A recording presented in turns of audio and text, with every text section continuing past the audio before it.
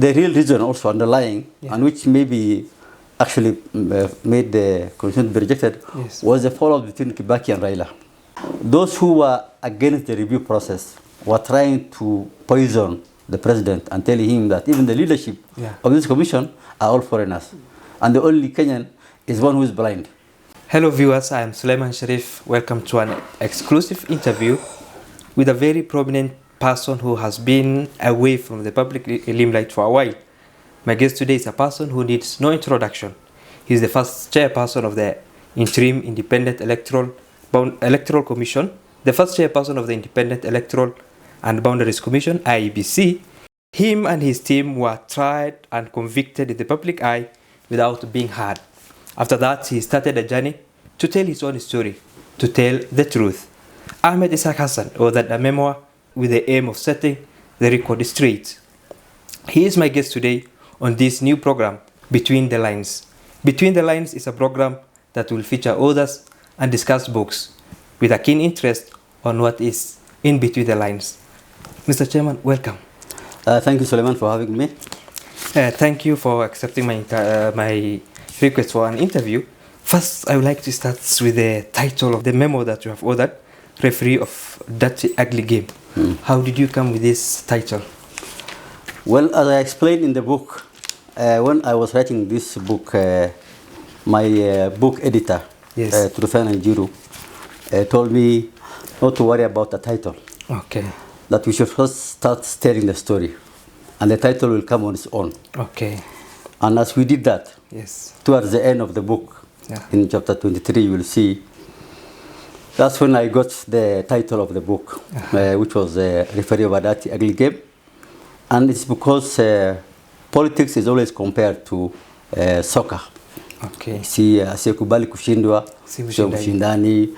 There's a referee, there are players, and then there's a referee. Yeah. And in the context of elections, I was a referee for presidential elections.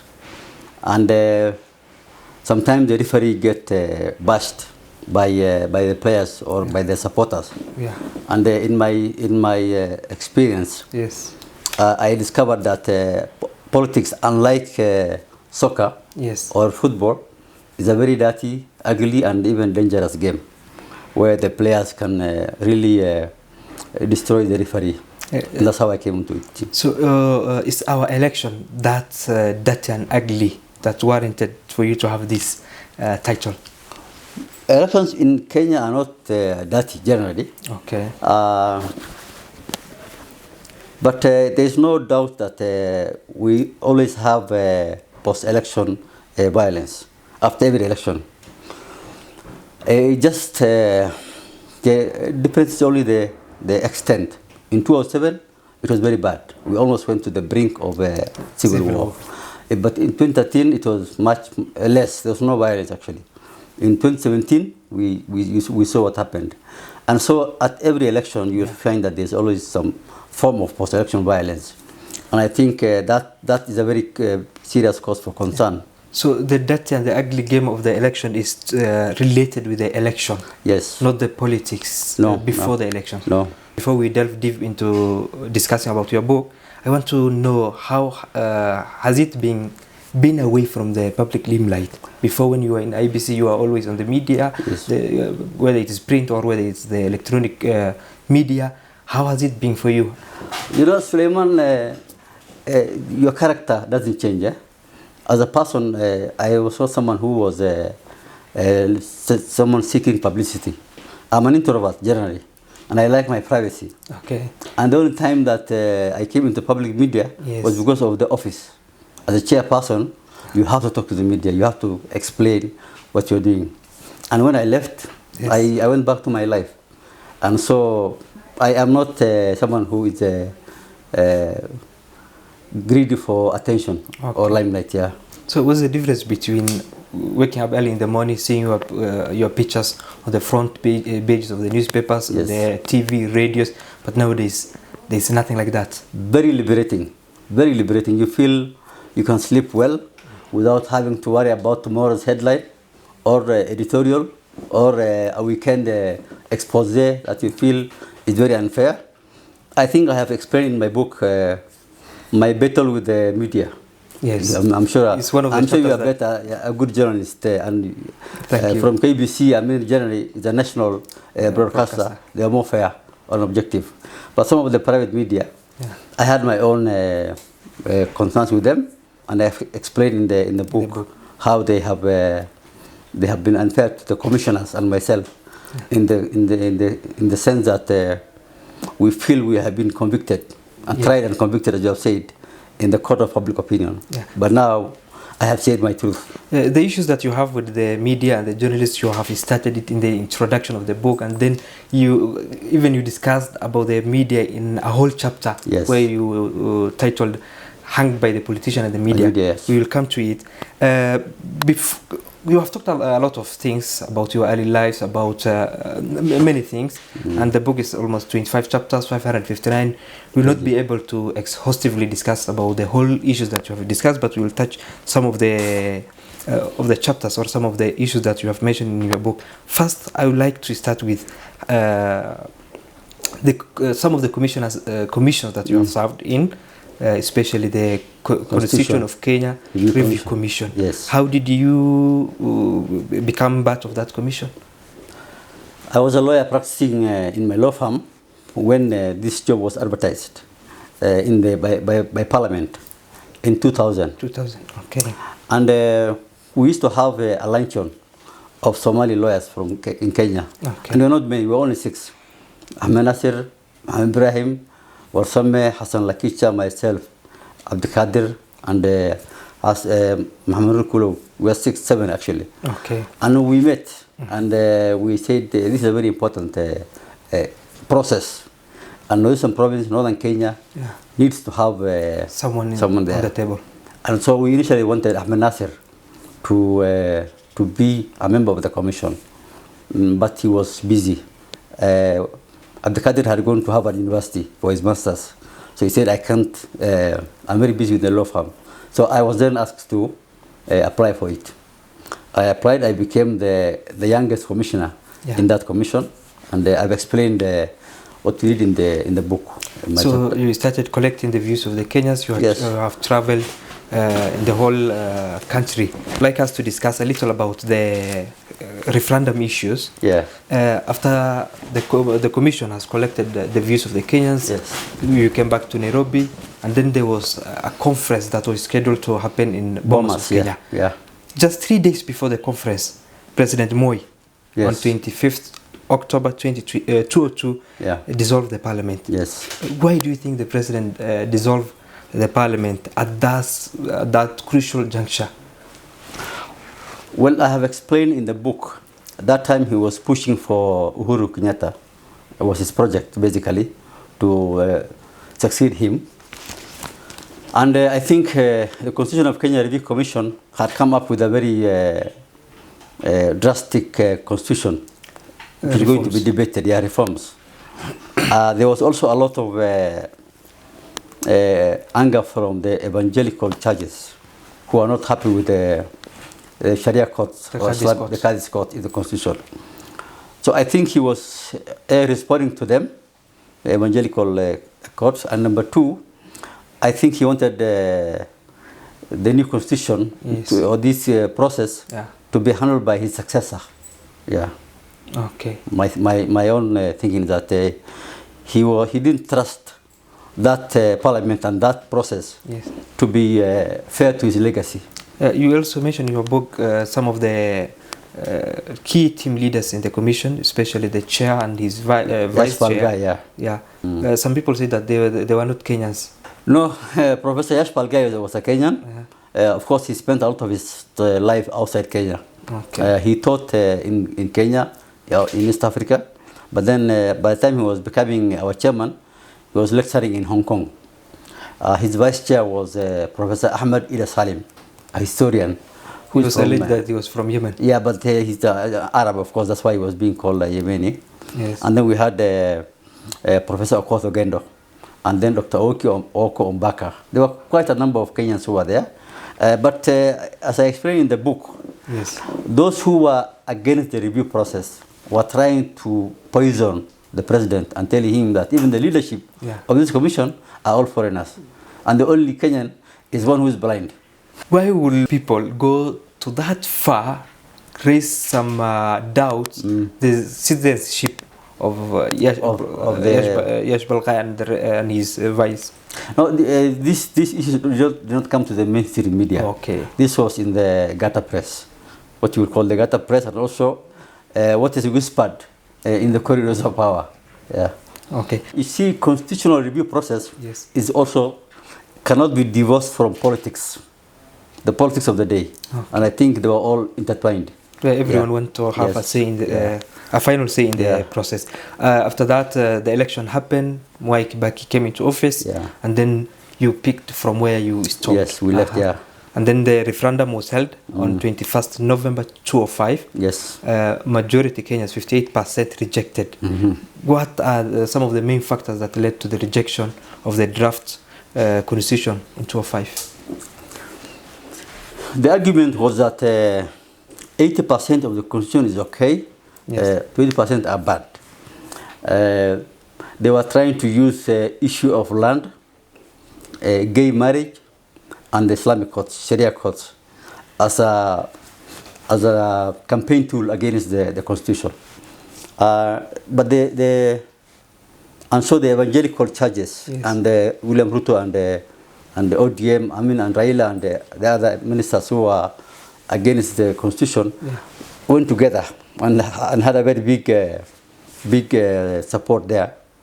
But the real reason also underlying, and which maybe actually made the constitution be rejected, was the fallout between Kibaki and Raila. When NAC came to power, there was an MOU between Raila and Kibaki, which was not honored.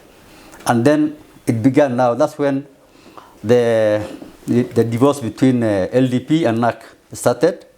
And then Raila now used the referendum as a way to punish, I think, and get back at Kibaki, which was actually successful, because he showed that he can actually bring down the government if he chose to. Was there anything bad in that draft? Nothing. There was nothing wrong with that book, that constitution. Okay. Even now, if you compare that draft with this draft, what has changed is always the structure of the executive and devolution. How many levels of devolution do you have, and how many counties do you have? We started with 18, then we came to, I think, 32, and then now 47 finally. For the executive, we always had this argument between a strong prime minister and a ceremonial president, and or a president who will share power with the prime minister. So there was always this argument within the political class of what kind of executive structure we are going to have. I guess in the Bomas draft, we had a prime minister who could not be sacked by the president without going to parliament for a vote. But I think those who were in government that time felt that no, the president is going to be elected by the people directly, and therefore he cannot have a prime minister whom he cannot fire. So I think it was this push and pull which also brought part of the opposition to the constitution. You said the greatest insight you have obtained from the Constitution of Kenya Review Commission was how not to make a constitution. This is the opposite why the commission was set up. Yes. If you can explain a little bit about this. Well, why I say that is because if you go to the countries. We went to every corner of this country and collected the views of the Kenyans on all range of issues and prepared reports. We even have a lot of Hansard reports.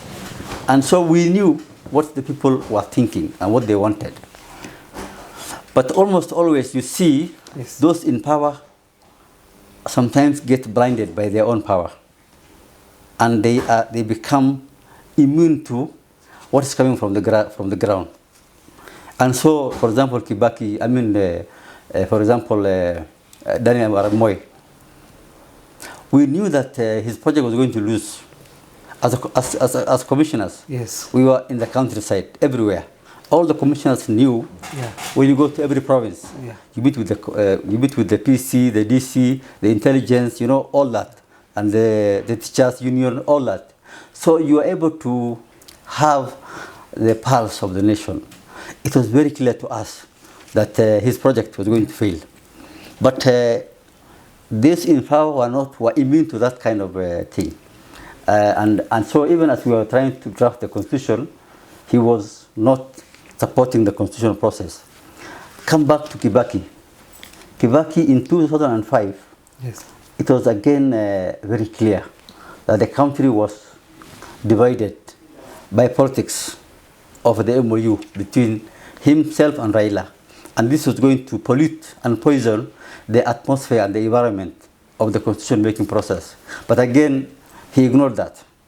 And this always happens over and over again. I don't know why political leaders develop this, I don't know what to say, maybe blindness to reason and to know what's coming from the ground. Is it that the people in the high table choose not to listen to their advisors, or it is the advisors that don't give the reality on the ground to the people that they advise? I think it's both. It's both. Sometimes you will hear that the person who's being advised Yes. doesn't want to hear anything other than what he thinks is what he wants or what he thinks should happen. And those who are advising him then will take a cue from that. And then just for their own protection advantage, they now sing that tune. So I think it's a mix of both. Throughout, I kept on fighting with politicians who were trying to run over me. He was asked a question, do you think Kibaki won fairly? And he said, I don't know, because fairly means more than just an election process. Yes. Even in this commission, I explained in the book. Yes. I was called by the Minister for Justice, Honorable Mother Karua. She's a very powerful and influential member of the Kibaki cabinet. Yes. And she called me and told me to apply for this position because there was a, this was in 2009. Yes. And we had just come out of the 2007 post-election violence. There was this national accord which was signed. There was a power sharing. Kofi Annan led the process. And so now they were trying to establish, and ECK was disbanded. The commissioners and the chairman and all the staff were sacked one day. 23 commissioners and 650 staff, yeah. So there was a vacuum. And so they were now setting up a new electoral commission with a new mandate. And they had appointed Miller as a chairman. And then when his name went to his parliament for approval, there was a division in parliament, half-half. And so the deputy speaker, Haram Alim, said that they should re-advertise the job. And so when she called me, they were calling and encouraging other professionals from minorities to apply, like Indians, Maasai, Somalis, So that's why I was called. And also I learned also that Feroz Nauroje was also called to apply. So there were quite a number of us who were either applied or their name were forwarded. And so I applied, and the rest is history, as you say. At the same time, when Mother Karua asked you to apply for that position, also the former CJ, Chief Justice, called you and gave you an opportunity to become a judge in the High Court. Yeah. When I applied for interim job, I was shortlisted, and our names were published in the paper, and we were going to go for interview on Thursday. So I got the call on Wednesday. It was very close to the interview date. Okay. When I was called in the morning to go and see him. I went to see him and said, I want you to sign the register because you will go for swearing in as a judge of the High Court.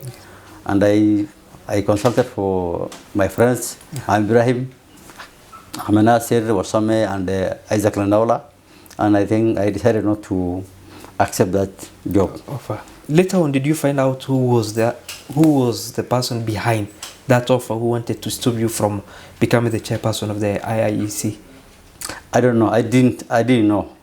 I know I was vetted for judge of the High Court. Because how do you know that? Because you will be told, for example, that NSIS officers were in your village or they are talking to your chief, or they talk to your headmaster, to get. So when you're being vetted for any position, at least it will come back to you. And so I had some snippets of information. Yeah, people asking about you. Yes, and I didn't know it was for which position. And during in 2009, the Judicial Service Commission never used to advertise for judge. It was always done by the JSC without any reference to the public. They will only send the name to the president for appointment. So that time it was he had the power to call me for that. During your early days, you started consulting and seeking advices from people. For my ECK chairman, Kivutu. You also went to Major Mohammed Ali Hussein, General Ali. Even I think Yash Balqai. I don't know whether it was in this period. So why were you looking for these people? If you read my book, you will realize that as a young person, a young professional, I was always very keen to seek the advice and the counsel of those who were before me, of those who had experienced in this environment where I was now coming in. And so General Ali was for me a very good advice, because he was working in the grand coalition government, and he understood the pressures that were coming from both sides, all sides. And I guess when I went to see him, the advice he gave me was very good generally, and I think it guided me throughout my time in office. For the benefit of our viewers and those who did not read the book, what was his advice? What did the general advise you to do? You see, when I went to see him, people go to him for favors or for something about their relatives in the police force. But he was surprised when I told him, I'm only coming for advice from you. I wanted, what will you advise me to? I am now the chairman of this institution, and we have the grand coalition government. What will you advise for me to do? He told me, stick to your mandate. Don't give them don't use your discretion for anyone, because they will run over you. If you show them any weakness, when I can't go, you stick to your job and your mandate.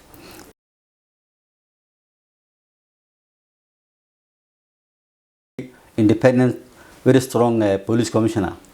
And for me, I think that advice served me. I took his advice very well, and you see in the book, throughout, I kept on fighting with politicians who were trying to run over me. You also met with Samuel Kivuito. You met in a restaurant.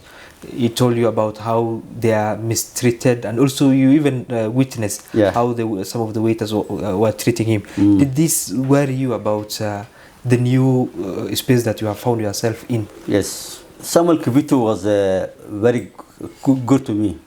He used to give me advice. He used to send me letters. He used to call me whenever things were happening, despite the way he was treated by the political class. And he was very unhappy with them. But to me, he was, because I had known him before. And he was very kind and giving me advice. But watching him, and the way he had gone through the highs and lows of his office, just was an eye-opening to me, to be very careful how you handle yourself and how you discharge your duty as a chairman, in the sense that he told me, for example, after 2002 election, he was carried shoulder high from KICC to his car. And then the same people were the ones who were stoning him in 2007. You see, so it is a change of pace from high and lows. I think because they thought in 2007 there was election was rigged for president, and that's why the public lashed against the ECK and their commissioners. And so my lesson from him was to be sure that you just stick to your independence. In your book, you seem to be defending Samuel Kivuito, especially the remarks he made about the election when he was asked when he will announce the result. You said it is the media that picked some 3 words from the short interview that he gave. So Is this from the bad feeling that you have for the media, or it is just standing with the truth? No, it is standing with the truth. You see, unlike many people, Yes. I engage with Kivitu very closely. I explained in the book, for example, that we were in the plane together from Nairobi to London, 8-hour flight together. We've been talking all through, and even before that, I used to meet him outside and talk to him before. So, Yes.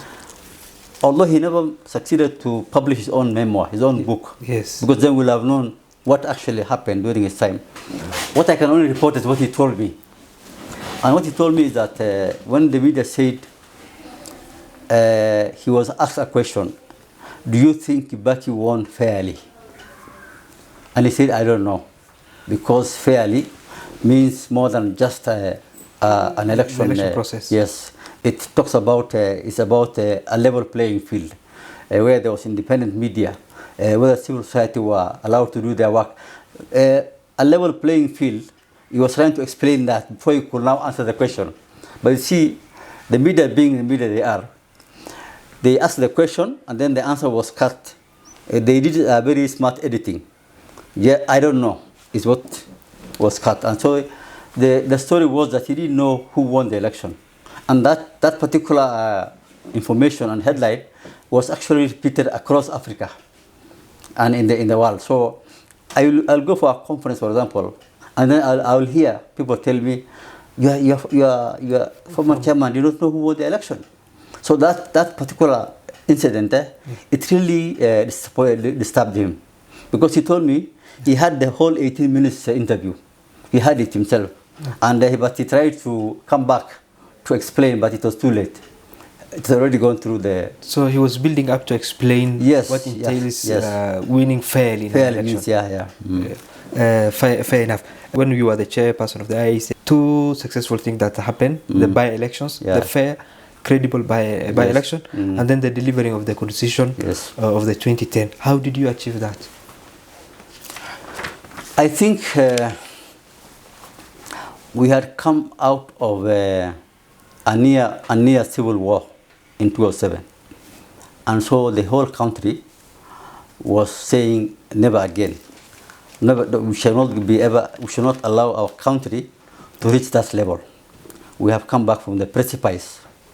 And so we had people who the government, coalition government, the international community, they were all supporting the country to move forward.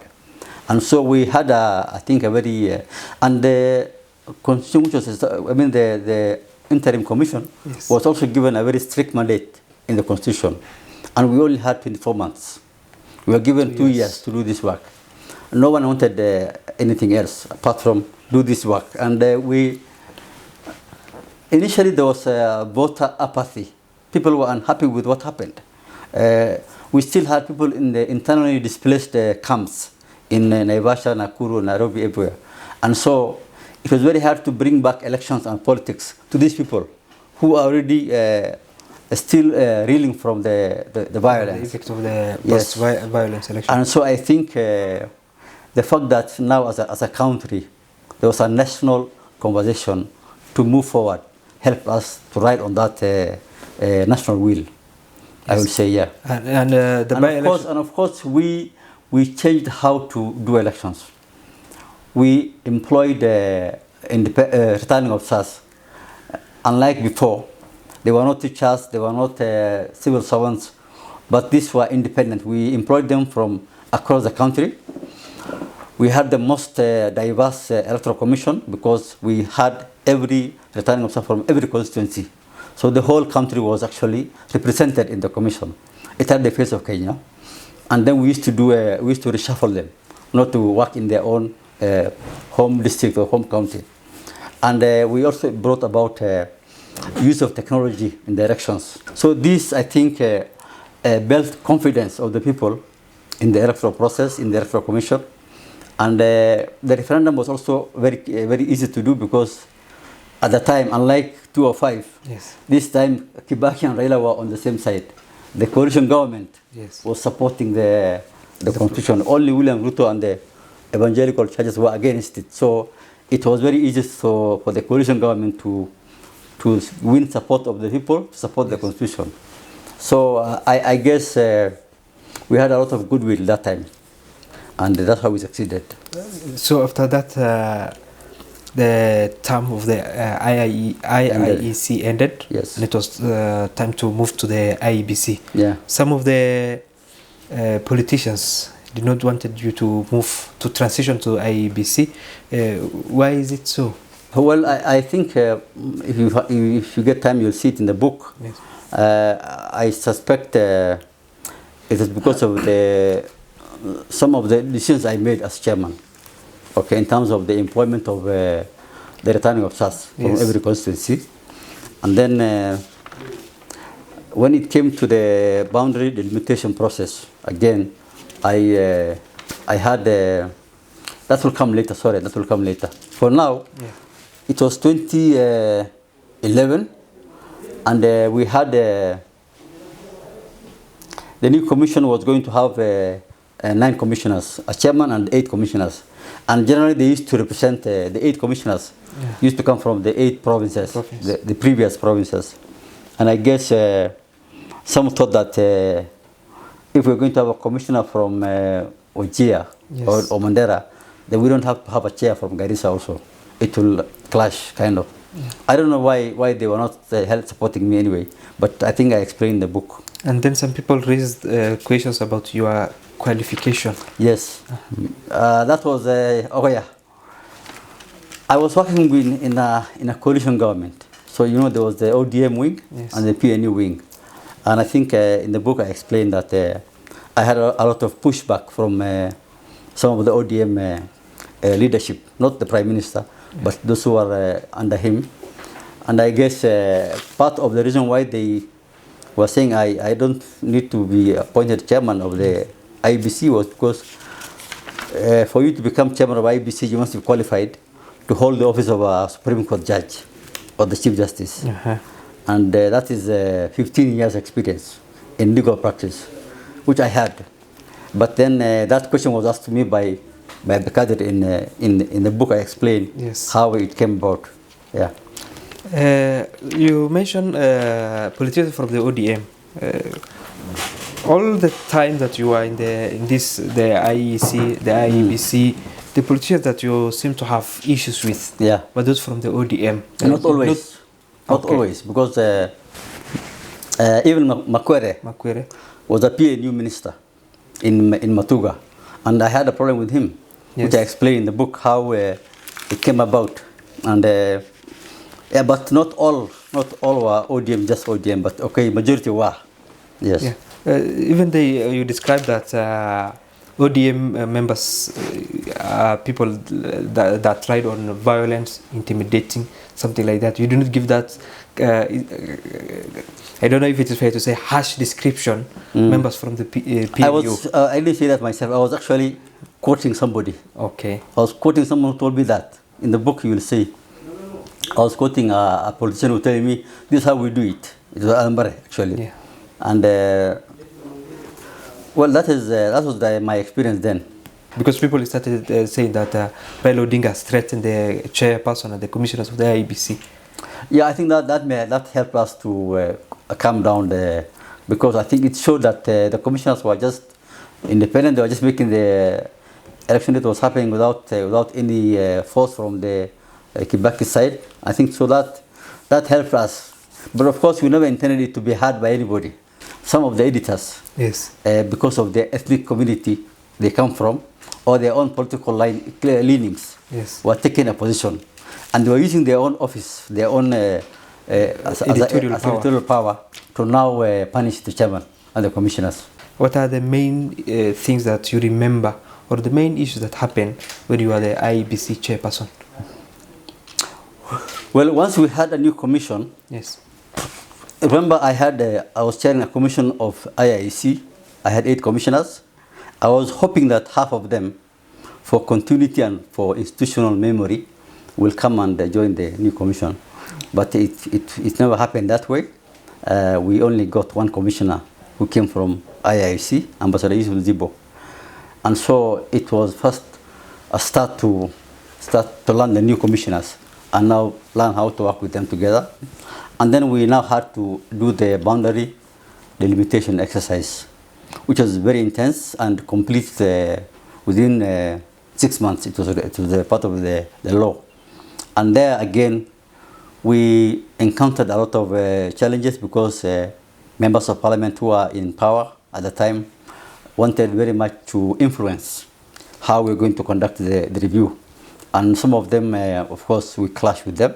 And I explained in the book how that came about. We also did decide on the election date, which was also a very controversial issue at the time. Now we have a very clear law on the election date, but that time there was no, it was still disputed territory. So we made the decision, and again, how it came about and how we communicated it to the public became a matter of controversy, which I have covered in the book. Yeah, in fact, before the commission has announced the date for the election of 2013, 4th March, it was leaked. And that is not the first time that an information from the commission was leaked to the public or to the media. And then it caused it did not sit well with the ODM side. If you can expound on that. Yes, we made a decision on the election date after the High Court gave a judgment on the issue of the election. And it said the IBC is the one which is mandated to announce the election date. So we went to Mombasa for a retreat, and then we asked for our lawyers to come and advise us. We went through the law, the report, everything, and decided on 4th of March. It was a Friday. So some of the commissioners, at least one of them, Engineer Sharawe, said we need to call a press conference now and leak this information now. But if we go back home and wait for the weekend, and we do this on Monday, it will be too late. It will be leaked out.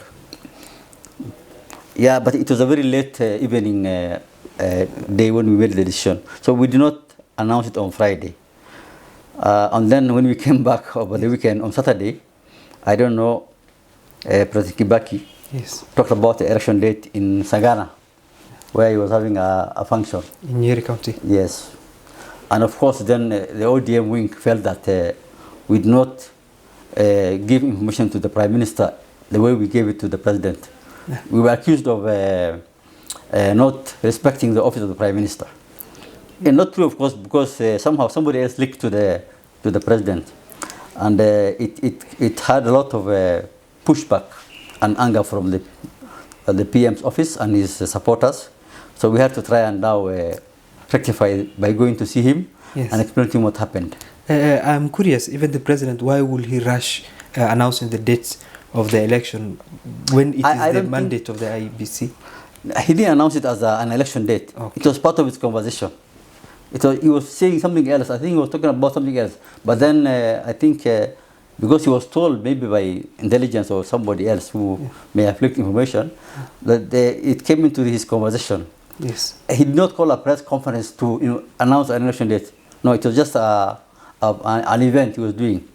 And he mentioned it by the way. Yeah, by the way, so the commission did not see of coming up with another date. We could have changed the date, but we didn't change because we had 4th of March as our election date, and then we only had, if we wanted to change, we had 14 days. We could go up to 4th of March, 15th, up to 15th.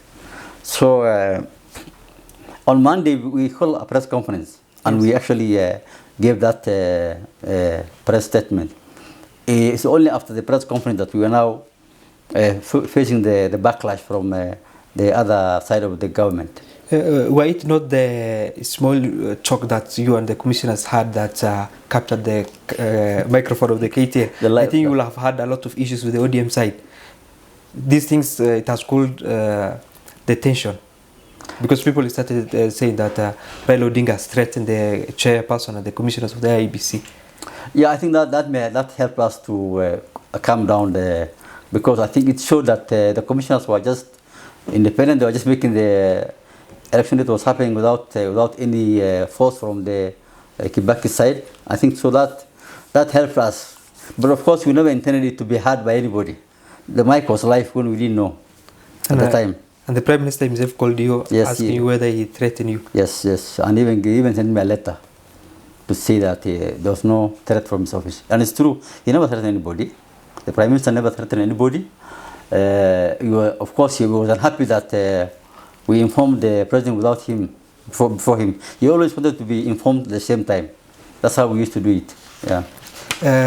The announcement of the date for the election is not the only thing that leaked to the public or to the media. Memos that from the commission to the secretariat were leaked. A lot of information from the commission used to find its way to the media. Who was the responsible of this leakage of information of the IEBC? Well, in the book, I have explained a lot about some of the people who may have been aware or been involved in the leakage. Yes. I certainly never leaked any information which was damaging to me or the commissioners. So you have to look at who benefits from the leakage.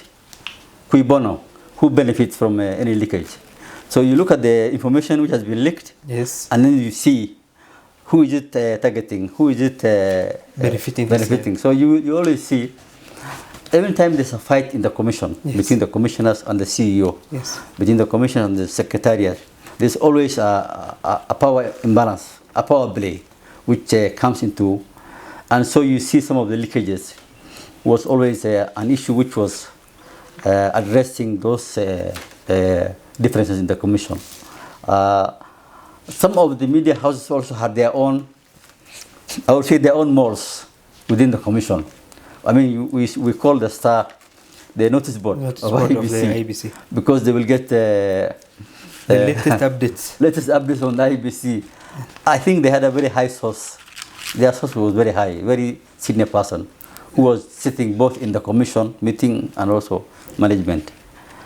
Anyway, I think as an institution, yeah, leakage is always an indication of a problem in the commission.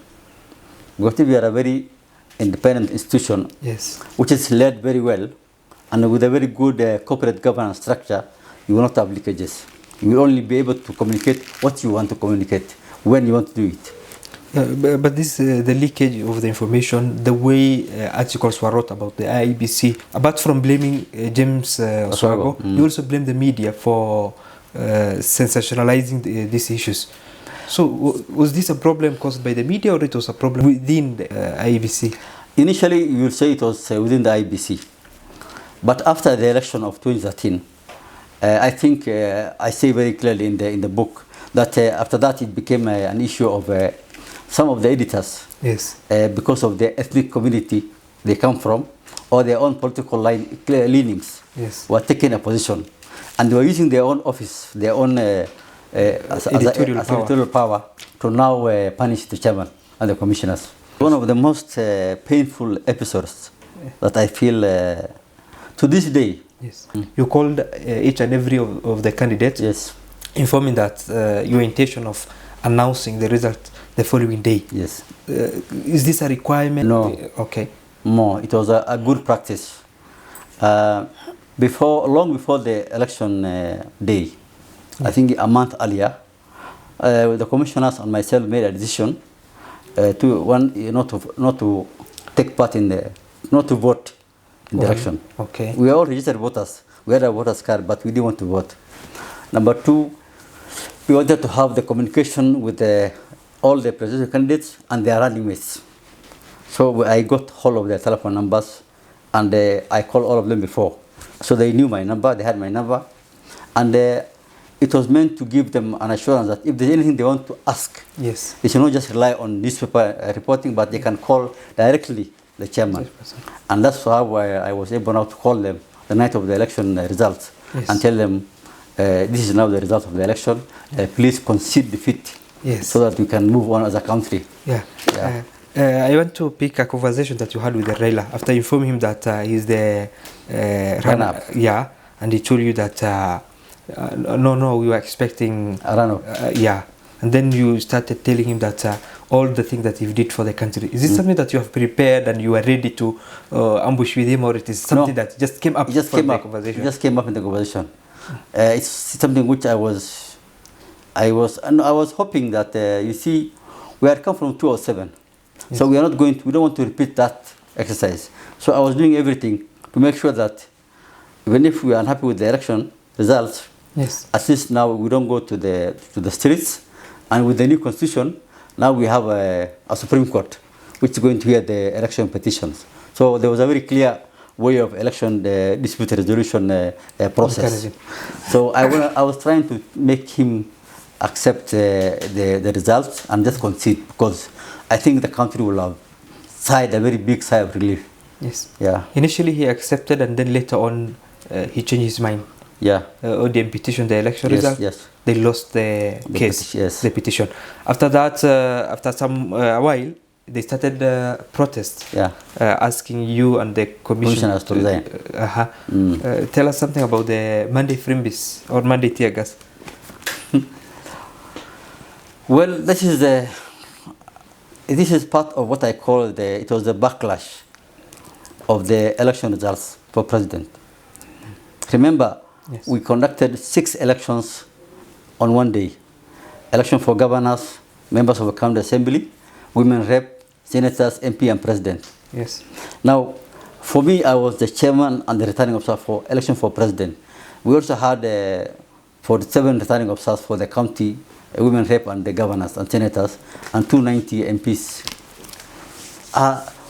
There was no problem with the other election, except the one that the commission did it at the national level. And the same members of staff did the same election across the country. So I think it was a continuation of the backlash of the unhappiness of the results of the election for president, which eventually transformed into the Monday, the tear gas Monday. The way it came about is that CORD, which was then the opposition alliance, wanted to amend the constitution of Kenya. And this has happened after there were 2 attempts to dismiss the commissioners. Under the law, under the constitution, if you want to sack the commissioner and the chairman, you have to file a petition with parliament. And then they will be given an opportunity to respond. They will go to parliament, they will defend themselves, then the parliament will decide and vote. So two attempts were made, which failed. So this was now the 3rd attempt, but this time they were using the constitutional review process as part of the way to get rid of the commissioners. And it came to us, because we are required to look at whether the initiative is supported by 1 million registered voters, which was not at the time. And I explained why, And then after we rejected the initiative, then we had the protest now. Initially it was a protest against the decision of the commission on the referendum issue. But then it quickly changed into a protest against all the commissioners to go. And eventually, of course, we left. In the middle of this protest, you wanted to resign. Yeah. You approached the president, Uhuru Kenyatta, informed him your decision that you wanted to resign. But he told you if you resign, it's just that you are confirming all the allegations that are leveled against you. And he encouraged you to stay put and told you, Kangumu. Tell us that conversation that you had with the president. Well, it is, you see, he's the head of state. And when you hold this kind of office, I explain in the book, you have to be very careful how you manage the succession process of the commission. And I wanted to make sure that I knew your innocence. I was very innocent. My conscience was very clear. But yet I was facing this massive witch hunt, which was looking for anything to hold on to me. And I needed to have an assurance that, I will leave, but I don't need to be hounded out of office, or even if I resign, I don't get people to unfairly drag me through the mud. And so it was part of that thinking that I was trying to reach out to the president to make sure that he understands why I want to resign. And also there was another second attempt of resigning. Yeah. You still had a conversation with the president, and he gave you the same feedback, encouraging you to stay put. When I resigned eventually, I also spoke to the Prime Minister. In the book, I saw that Initially, we were against our removal. We filed our defense. We were objecting, and we are not happy with the way we were being dragged through the mud for no reason. Yes. But it's actually a conversation I had with the parliament, with the former prime minister, Yes. that eventually also now turned the tide, and we all agreed now to resign, and they will cease fire against the commissioners. I want to come to one of the scandals that happened during your time. Chicken gate. The chicken gate. Yes. How much chicken did you get from the chicken gate scandals? That was one of the most painful episodes that I feel to this day. Yes. If I apply for a job, I applied for a job as a judge of the Court of Appeal. Yes. And two people filed a complaint against me. One was called somebody Makori from USA, and one from someone called himself a journalist in Nairobi. I don't know whether it's fake or it's David Habling. And they're filing against me for chicken gate. Of course, it's very bad. It happened when I was the chairman of the commission. Yes. But it's a matter which has been, it's now in the public domain, and everybody knows what happened there. It's a matter involving procurement of election materials, which was done by management under the CEO. And then they of course, gave the contract to a British company.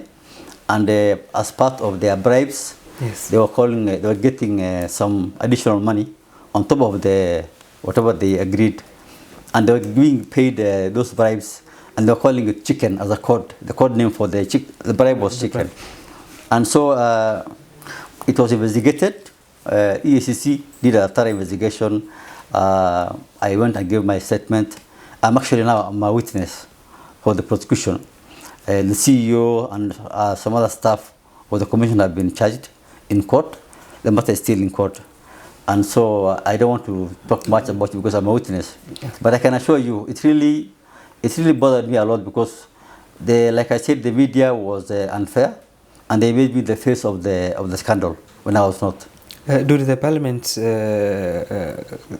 process, some of the people who filed petitions against you, one of the secretary of the ODM, he accused you of receiving $650. Yeah. And you said that it's amount that you have paid for your accommodation in Athens. Yeah, because of we were going to go and inspect the ballot paper. I went with the CEO, two commissioners, and one director. So we were four of us, and somebody from a government printer, 5. So we were sent hotels where to go, and we chose where to sleep, and we paid for our own accommodation. And so, but that particular email where they sent and they said these are the hotels that you're going to, you can choose to spend, and we spent in there. That we are being accused now of collecting, not actually getting cash, but being paid for. But and I've been trying very hard to actually get those accommodation receipts from the hotel, but I didn't get it. They never believed I would resign. I think it's something which people don't do always in the country. The Honorable Raila Odinga is a very powerful political force in the country. Nobody can ignore him. No president has been able to rule this country without peace from him. I called the Prime Minister actually, then he told me call him, I called him. Yes. And surprisingly, he said, Habari kijanangu. So this confirms that Raila Odinga is not a person who keeps a grudge. Before the final departure from the office, you had two conversations, one with Junet, who paid you a visit to your home, and second, Raila Odinga. Yeah. So let's start with the Junet, and what's the thing that they were worried about mostly in terms of you leaving the office? No, I think from my understanding, Junet was someone whom I became a good friend to. I think I've explained in the book how I saved him when they wanted to get him out of the list, nominated list, of the party list. But he was a member of the committee which was set up to investigate IEBC, the joint committee, and so he was of course there, and I used to meet him there as we talk about our defense. But when he came to see me, I think he wanted to know whether I would agree to step down they never thought I will agree to resign. They didn't know that I was actually talking to other people to give me a peace of mind. I will resign. Yes. So when I told him, actually, I want to resign, just give me peace and stop the witch hunt, Yes. he was shocked. He didn't know. They never believed I will resign. I think it's something which people don't do always in the country when you hold a very big job. So when he became now convinced that actually I want to resign, then he changed. He said, okay, from now on I will make sure that I'll talk to our party leaders and make sure that we also give you a dignified exit, which eventually happened. And that was followed by the phone conversation with Raila Odinga. Yes. While he was away in UK. I didn't call him directly. I called somebody else. Yes. In the book I explained, a reverend from Kenya, Steve Mburu, who's my friend. And I wanted him to go to the hotel to get me an email from them to take it to the committee. And then he told me I'm actually driving my car and I'm carrying the Prime Minister. Raila and his daughter, so he gave him his phone. That's why I talked to the Prime Minister. And it was a good, it was a very good coincidence that I got him that day, that time, because we were actually going that morning to Parliament to go and defend ourselves. And that call changed everything. Yeah, everything, yes. Even he spoke to, I think later after that, the committee was led by Orengo and Kiraitu Murungi. So I think he spoke to Orengo and they told him, I have talked to Ahmed and we have agreed. The commission was given 164 million. Yes. Yeah, the total package. The total package, but although you learned this later on, President Uhuru Kenyatta said, give him whatever he asked for. Yes, yes. And you did not ask for much. No, I did not. I didn't want anything. I mean, I just wanted to get my my name cleared, not to be. I was just tired of the witch hunt. I mean, every morning waking up and people just trying to put blame on you. Yes. You reach a point when you are mentally exhausted. You become just. I just want out. So I had reached that level, and getting they were paying us for the remainder of our term, 11 months, together with the gratuity and see some and gracia. So it was a good package actually, and I didn't want it to look like we were holding the government or the country hostage by demanding for a lot of money. Of course, we could have asked for more if we wanted, and be very difficult and refuse to resign. Yes, I want to quote something that you put down on your diary on 3rd August 2016. You say the 3rd of August 2016 marked a dark day for the future of IEBC as an independent institution. The political class raped the infant constitution in its own house, that is the constitutional Bedovilla, with the consent of the owner of the house, public, the security guards, media, and civil society. So during those days, you made clear to the committee and also some members from the treasury that it is the government that failed to protect the public service. The public servants, and you also blame the media, where you term them security guards, the media, the civil society, and also the public. Why do you think that all these people, the government, the public, media, and civil society, do not stand up for the public service or for independent institutions? Yes. Because you have to understand something, that Honorable Raila Odinga is a very powerful political force in the country. Nobody can ignore him. No president has been able to rule this country without peace from him. That, I think, is very clear to everybody in the country. And I think if you are pitted against him, you are bound to lose. And we are pitted against him. So all those you have mentioned, they saw that point. And they had to make sure that we get out without necessarily taking the country down with us. In 2018, after the handshake he made with President Uhuru Kenyatta, you also asked for a handshake with him. Yes. And it happened. No, actually, we didn't shake hands. Okay. The handshake between Raila Odinga and Uhuru Kenyatta in March 2018, we left office because of the protest on Mondays, okay? Yes. It was all linked to us declaring Uhuru as the president. So when I met with Junet, I told him, this handshake which he has done with the president, Yes. we should also it should only come it should come round Yes. to us, because we are the ones who declared Uhuru the president in 2013. And I called the Prime Minister actually. Then he told me call him. I called him. Yes. And surprisingly, he said, "Barik Jalangu," which surprised me because I thought he was still angry with us, but no. And he said, "Okay." I told him we need to come and have a handshake, and he agreed. He said, "Come to my office in Capitol Hill." Then I called the other commissioners to come, and we have a meeting. Yes. And I told him, "No, I want us to go and see the Prime Minister and shake hands." So some of them agreed, but majority said no, they will not. So this confirms that Raila Odinga is not a person who keeps a grudge. No, that's why, in the book I explained. You said that he's for a him, magnanimous person. he went, he moved on, and he did not hold any grudge. Yes. I think for him it was that time, he was unhappy with me for that election, and he moved on. During the Monday Frimbis, Yes. some of the people, they were telling you, go back to Somalia.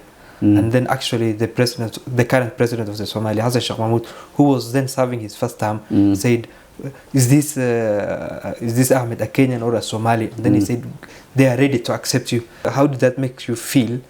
Your fellow Kenyans are asking you to go to Somalia, and then the Somalis, they are asking you, we are ready, come to us.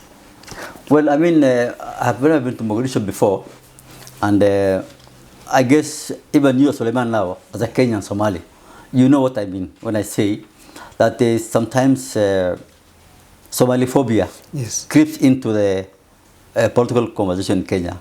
When and you see it on Twitter or on social media, something happens, and then, for example, like you will see that, for example, like now, Adam Barrow Ali is being touted to be a possible deputy president, and you will see a lot of comments about Somaliphobia coming in. So there is this element that comes in that you are not really a Kenyan, you belong somewhere else, and that I think is used to demean you as an insult to the individual. So that time they were carrying two placards. One, of course, that we are corrupt, we have been paid, and the other was dead or alive, Issack Hassan wanted, and then go back to Mogadishu. But it was a very bad episode for me. Yes. And but the bigger point is Kenyan Somalis are as Kenyan as any other community, and I think it's very unfair to always tag us with Somalia. Yeah.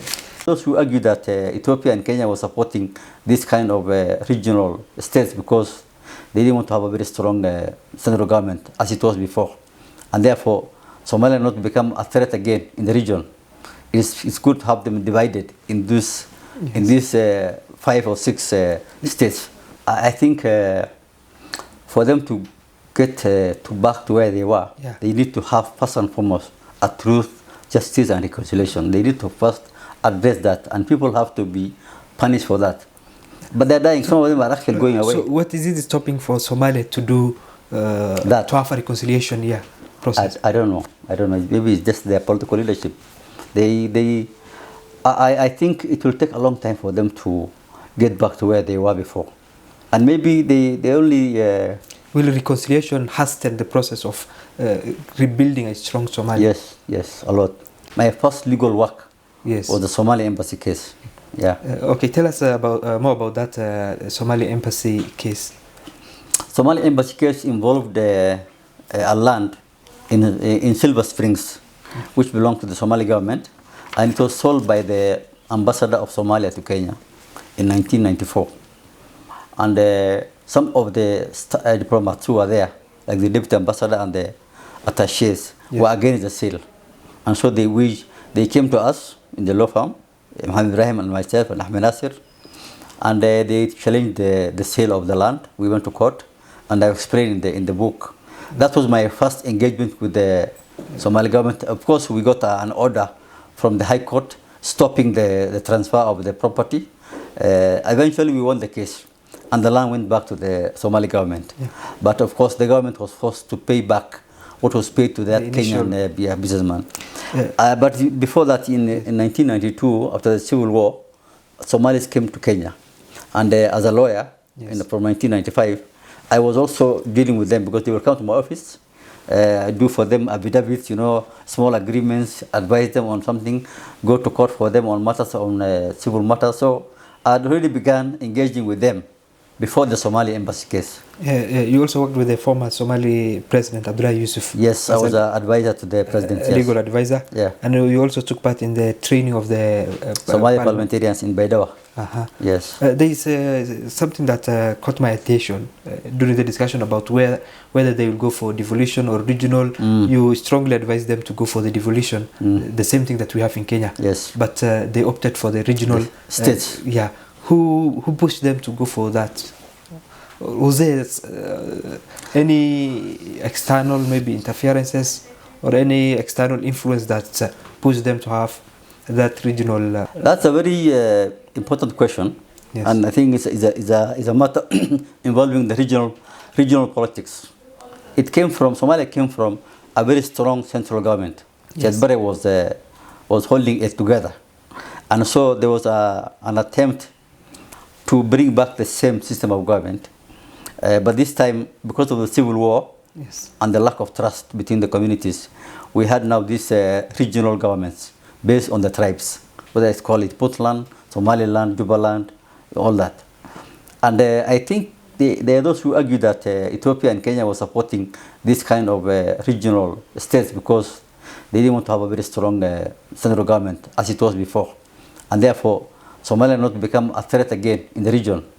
It's good to have them divided in these 5 or 6 states. That way, they can, both Ethiopia and Kenya and Djibouti can feel safe from a strong Somalia. Yeah. That's one argument. And I think it's a very strong argument. But what also you fail to understand is that civil war destroyed the trust among the community and the tribes.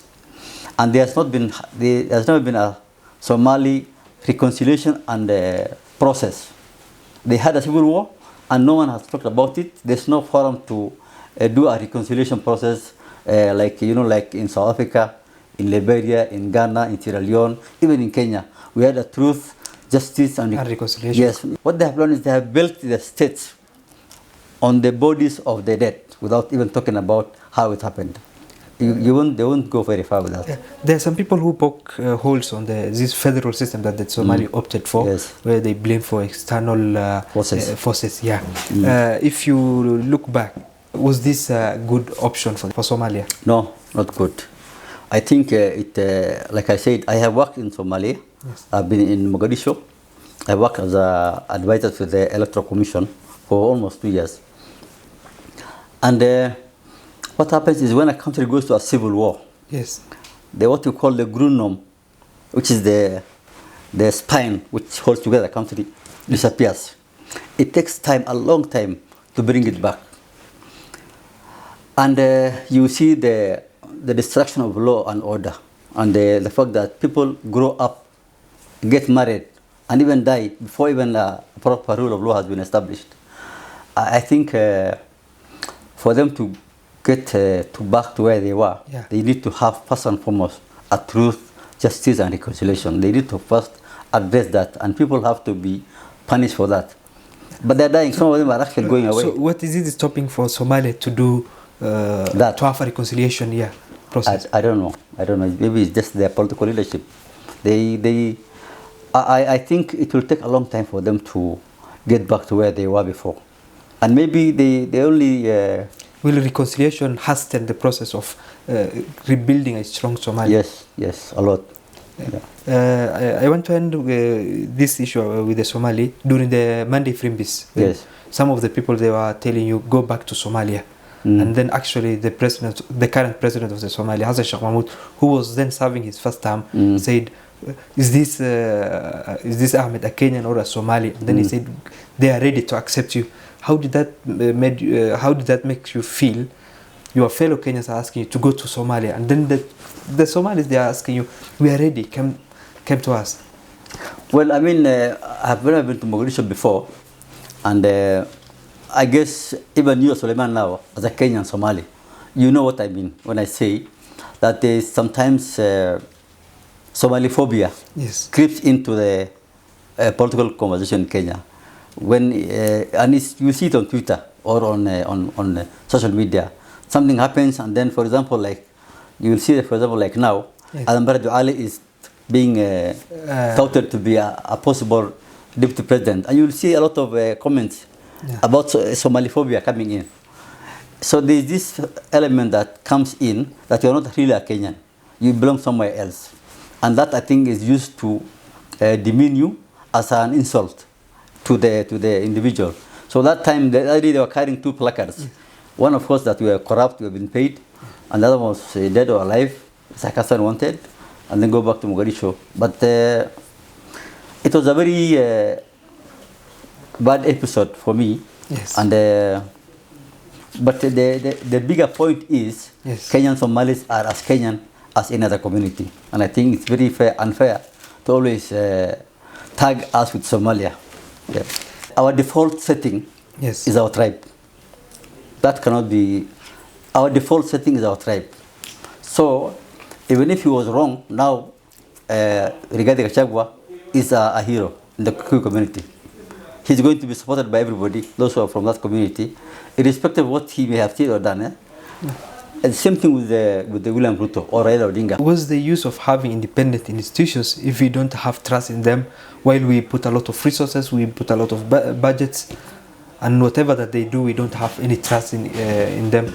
It never stopped. Whenever I go to America, whether I go through New York or Washington, I still get so it is still something that is happening. In fact, my last visit was in 2016 November, and the one who pulled me out now was a Somali. The profiling that you have experienced, yes, in the US airports. Yes. Is that something that you still encounter with? Well, I'm now I've gotten used to it. Okay. Yeah, and but it is still happening. Yes. Okay. Even at Jomo Kenyatta Airport. Jomo Kenyatta. Yes. The good thing is that they know me, so they hasten the process. Even in the computer, yes, when you go to the airport, you take from the passport, and then they do what they swap. You know, the passport nowadays is biometric. Yes. It's linked to the system, so they swap it, and then they now look you up on the system. So it happens that for me, when I go through that, yes, I always have a problem. And then I can see sometimes when the computer locks itself, somebody has to come and open for them, someone with a supervisor. So yeah, I see that. So I ask them, yes, because I know what happens. It's called PISES. It's a system which is there that locks out those who are on a no-fly list, those who are not allowed to travel, and there are different categories.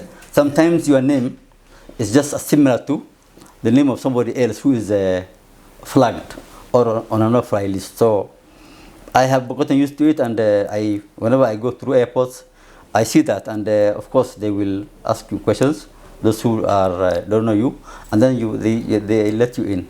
How embarrassing is it for a team leader to be pulled out of his team? Yes. The team are there that claim that he's our team leader, we cannot go, yes, without him.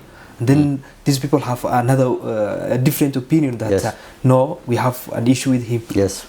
Okay, take us some of the most embarrassing encounters that you have experienced in the USA airports. The first one was actually the first one in Washington, D.C. I was the team leader. Yes. We were going to Nebraska for a tour. There's a team of, I think, 8 people. I was including a member of parliament, someone from civil society, our commissioners, and one business person. And they were all cleared. I was the last one who was kept aside. And I explained in the book how I was called and taken to another place with the name secondary screening, for secondary screening. And my passport was taken to a computer where they checked. I was released eventually, yes, but the ambassador was outside waiting for me. And everybody else had been cleared. I was the only one left. And he was very angry when I came out. And he actually wanted to write a complaint letter. I told him, no, let me talk about it when I go back home. I'll ask. It never stopped. Whenever I go to America, whether I go through New York or Washington, I still get so it is still something that is happening. In fact, my last visit was in 2016 November, and the one who pulled me out now was a Somali. from Jubaland, from Puntland. Okay. He was an immigration officer with the uniform, everything, but he was Somali. Okay. He saw my name and then called me out and said, "Where are you from?" From Garissa. I said, I'm from Puntland. But I have an issue with you. Yeah, so let's go for for the secondary screening. Yeah. There is another incident that happened in Amsterdam. There is something that piqued my curiosity. Yes. Where some of the team stood up for you. Yeah. Back home, they were fighting with you. Yes. But outside, yes, they were very protective. Yes. Yeah. It was Jacob Midio. Okay. Very good man. We had our problems, but on this one, yes, you said no. He's my team leader. Why are you keeping him? Because the guys in the immigration were taking time to clear me. Yeah. My last questions, I think are two. This is something that you have mentioned in Dr. Kingori interview, the interview that you have with him. Most of the Kenyans, we believe or have confidence in politicians than independent institutions. Why? What's our problem? Why do we trust more politicians than the independent institutions that we have? Is it something that is it a credibility deficit that these independent institutions have, or it is a Kenyan problem? It's about us as a communities. Our default setting is our tribe. That cannot be. Our default setting is our tribe. So even if he was wrong, now Rigathi Gachagua is a hero in the Kikuyu community. He's going to be supported by everybody, those who are from that community, irrespective of what he may have said or done. And the same thing with the William Ruto or Raila Odinga. So you will see people going back to their default setting to support their own. And I think it's something which is a cancer in our community, this tribe. So what's the use of having independent institutions if we don't have trust in them, while we put a lot of resources, we put a lot of budgets, and whatever that they do, we don't have any trust in them? I don't think we don't have trust in institutions. If institutions are allowed to operate the way we did, yes, I can, for example, say without any fear of contradiction that my commission was the most independent commission. Of course, we paid the price of the independence. Yes. But I think you can actually have independent commission and you can have trust in it. It's possible. Yeah. The first, I think it is the first page in the book. You mentioned the reason why you started writing this memoir of setting the record straight. Yeah. And giving Kenyan a different Ahmed Issack Hassan than the one the media had portrayed him. Yes. Have you achieved this? Yes, I've achieved a lot actually, and I get a lot of feedback from people who have read the book. A lot of people who are from my community, from northern Kenya, actually say that the first chapter describes their own life also. The way, I was in boarding school, I talk about our livestock herding, all that. I think they tell me that's our life you have described. So a lot of the stories in the book is about that. Also, many Kenyans, I go in the supermarkets, I go to town, I walk, people stop me and tell me, those who have read the book, say that we now have a very good understanding of what you went through. And a lot of them actually, some appreciate the work I've did.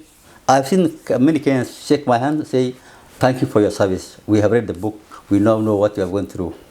And some are very actually surprised that I'm still standing. Yes. I had gone through all that and I'm still coming to talk about it. We don't have chairmen of commissions who are able to come and talk about their experience and then still be here to defend their office. I wanted that to be the last question, but I will not be doing fair to your colleagues, especially Dr. Anil and Dr. William. How did you convince them to write you the foreword and the introduction? Dr. Anil Phil is a professor of history, University of Cambridge. But he's also, I have said in the book, he's also the director of the Commonwealth election support system there. And I went to two of them because one is the American market and one is the Commonwealth, which is, so I got the William Sweeney to do for me the introduction, and he was the former president of the IFES, which is an American-based NGO which works across the world, including Kenya. And so the two of them, it was to give the book a profile bigger than Kenya. In the book, you will see that I've got also other Kenyans to give their comments. My lawyers, for example, editors, they read the book, and also former chairmen of Electoral Commission from like India, Nigeria, and all that. But this too was meant to also lift the profile of the book, to make it international. Is the book generating you revenue? How many copies have you sold so far? I not publish the book to make money. Initially, it's very clear to everyone that it was meant to say my truth and set the record straight, which I have done. The book is 2,500 shillings. I know some bookshops are selling it for 4,000, but I not authorize that. The authorized sale is 2,500, and it's sold by Nuria Bookshop through my publisher, Mr. Nganga Bugwa. And yes, we have made money from it. I think it's only now that I'm making money, because initially I spent money on it. You see, I had to employ journalists to do research, to do background checks. Even the printing costs was a lot of money. So I have more or less now kind of recovered all the, not to make profits, but just barely recovering the cost. Do you have the number of copies that have been sold so far? I published 2,500 in May last year, and then it was finished in December. And January this year, February, I published another 2,000. So in total, we have 4,500. And in the market now is about 1,000 copies are left. So we have sold 3,500, and more than 200 were not even sold. They were giving out as gratia to people who are very important in the book.